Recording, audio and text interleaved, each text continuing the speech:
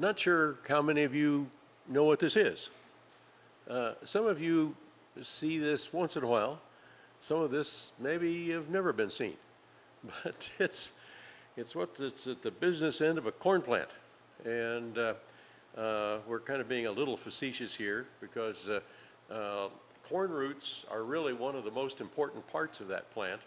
And Sam Leskanich, one of the crop physiology researchers at the University of Illinois, who's going to be talking about corn roots in a major way that you want to bring a notebook on August 1st at that particular event. And Sam, you've got two corn roots.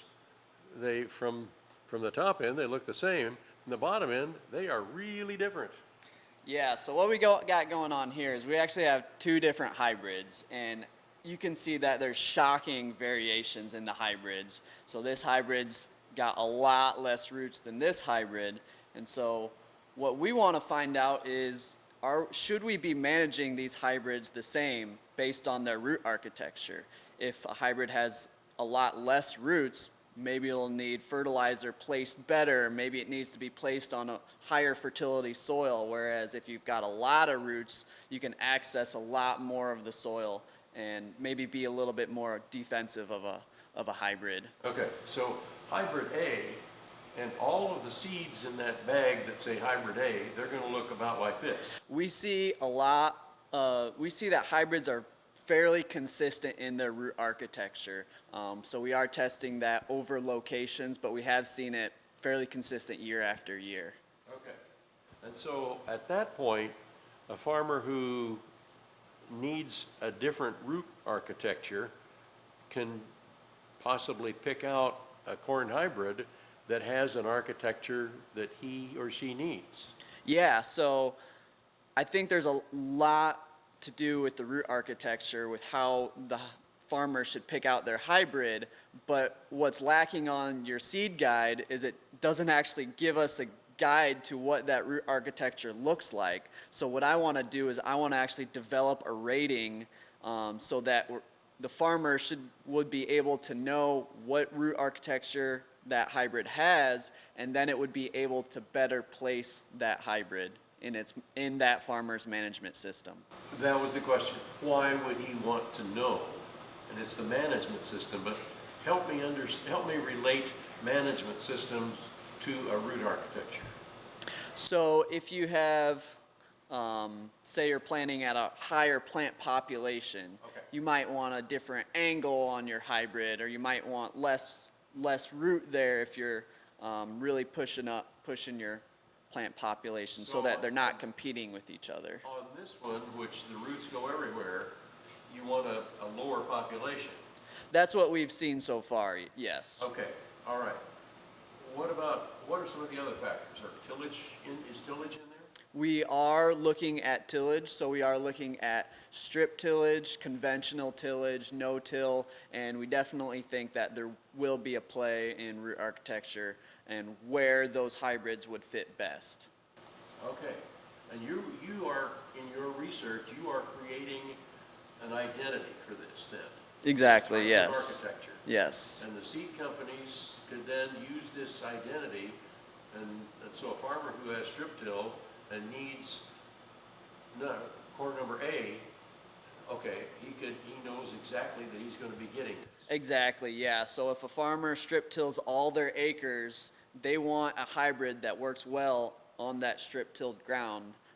There could be some hybrids that work good on strip tilled and on broadcast, but if a hybrid really likes banded fertility, we want to create the most yield for that farmer, and we want to place that hybrid where it's going to perform best. Okay, so we've had tillage, now you mentioned fertility. So if we've got totally different fertilizer application systems, we want a different type of root architecture. Yes, that's what we've been seeing. So if you're applying all your nitrogen up front, you might need a different root architecture than whether you're Y-drop side dressing it in season, because that fertilizer is being placed differently. And so the roots are what takes up that fertilizer, so it makes sense that root architecture has a big impact in how it uptakes those nutrients. Why haven't we thought about this before? I'm sure we have, but roots are really hard to study. There's some variation out there, but what we really need is we need better tools to measure it.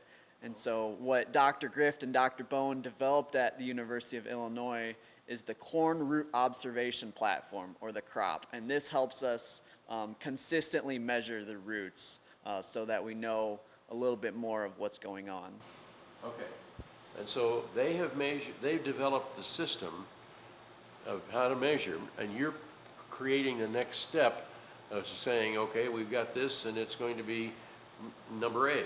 And at that point, that will pop up on a seed bag someplace, and a farmer will know, I want this or I don't want this. That's the goal, yes, exactly. Okay.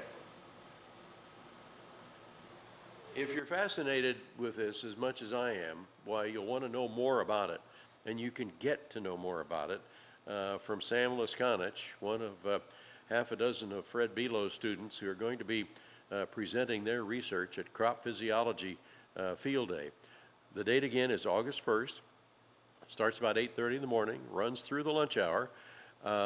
You can find out all the details about where it is. It's going to be south of campus, just to the east of Forsyth at the University of Illinois Extension and Research Center down on South First Street. But they'd like you to register, so they make sure that you've got a barbecue waiting for you. The location for more information, if you look at the University of Illinois Crop Sciences website, look for Agronomy Day events. It'll be the Crop Physiology Field Day on the 1st of August. And Sam will be there along with all of his fellow students who have some fascinating research that will answer your questions and give you some ideas how to get more money. And you do that by getting more yield. And that is the theme for this year, is got yield. You'll also see an opportunity for a lot of different exhibitors, and they're winding up with a great speaker, Troy Uphoff, who's been the National Corn Growers Yield Leader in Illinois the last several years. Appreciate you watching. I'm Stu Ellis.